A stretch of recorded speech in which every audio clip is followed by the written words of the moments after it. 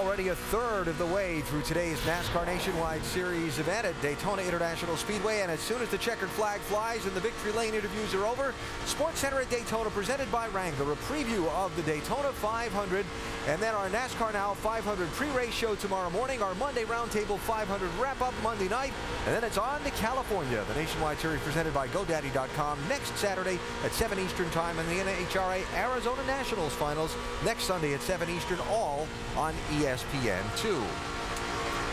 Alan Bestwick, Rusty Wallace, Brad Daugherty, Ray Evernham in the ESPN Pit Studio, a third of the way through. What are you seeing? Well, right now I see a lot of cars slipping and sliding out there. They're really working hard to try to find their handle. A couple more pit stops will probably get these babies right. But you got some haves and some have-nots out there. There's no doubt about that. Absolutely, but I'm really impressed with the composure on the racetrack. You don't see anybody doing anything outrageous or over their heads. Everyone's trying to race in their spot, keep their race car clean, and keep it under control as best they can. Yeah, there's composure on the racetrack, and they're slipping and sliding on the racetrack, but we got slipping and sliding on pit road. Good cars slide through their pits, and we had three good cars get together on pit road to go to the back of the field.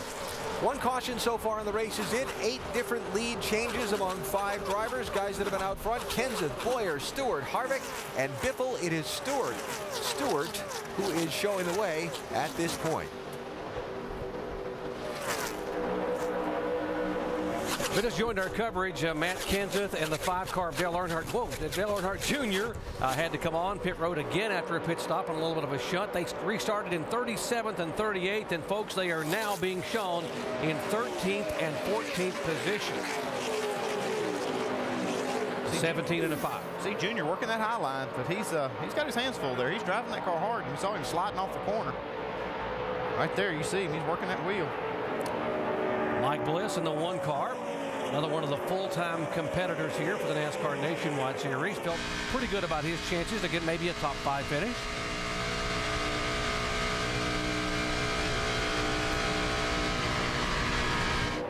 Tony Stewart is the leader now. Kyle Busch is running in 2nd spot. He is yet to lead a lap today. Let's update what's going on with Kyle. Jamie? Well, on the track right now, things look good, but if you hear his voice, Kyle Busch's confidence is wavering.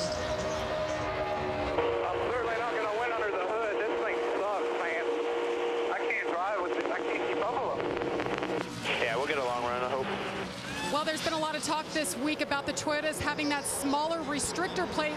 That could be leading to the problem, but with more on that, let's go to Tim Brewer in our Craftsman Tech Garage. Tim?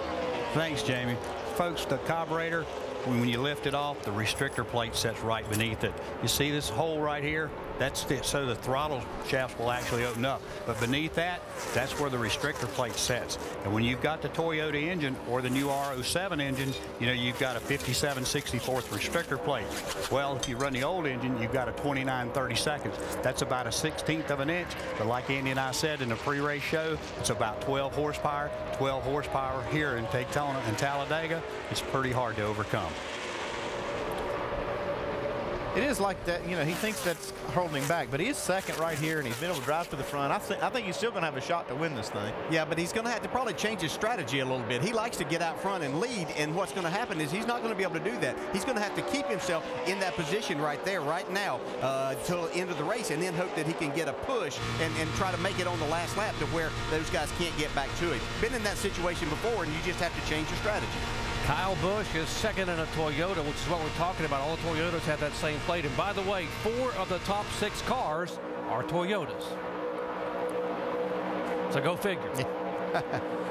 The top forward is actually Greg Biffle back in 9th spot. David Reagan is 10th.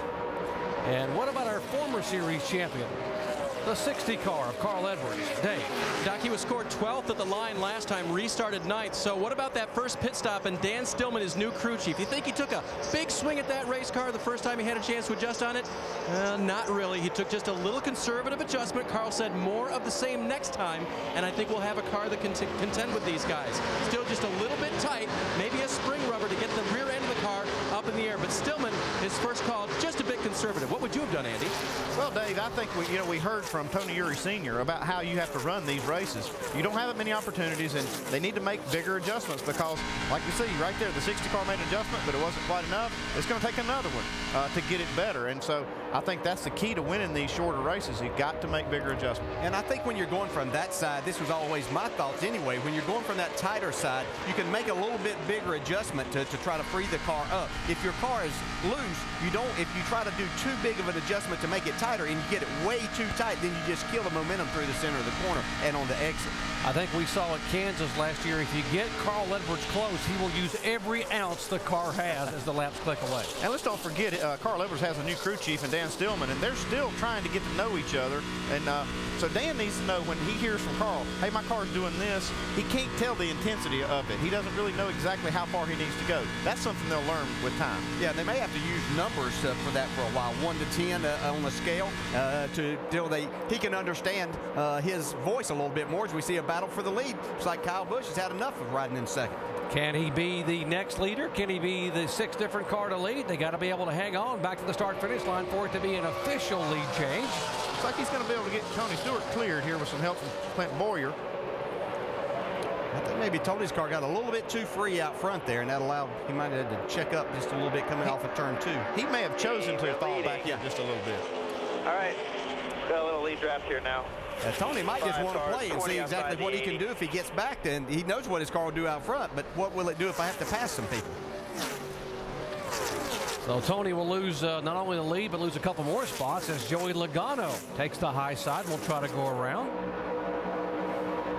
Let's see if Tony doesn't get back there and just work his way back towards the front again. Yeah, the Toyotas don't look overpowering, but there's a lot of them up front. You see Brian Vickers in the 32, the 10 of Brudeman. There's Joey Logano. I mean, there's a lot of Toyotas up front. 88 car. Now you see in that second pack, they're able to begin to move in a little bit. He and Kevin Harvick trying to move in. They're 7th and 8th, closing in on that lead draft because of the mixing it up they've been doing up front. Yeah, those 3 cars, front 3, had pulled away from the other guys a little bit, and whenever Tony decided to get out of it, and that kind of closed things up quite a bit and brought more cars into the mix. It kind of hung Logano up in that high groove by himself. Whoa! See Rudeman getting real loose off turn 2. We are 9 laps away from the halfway point here at Daytona, the season opener, the Camping World 300, and it is Kyle Busch at the front.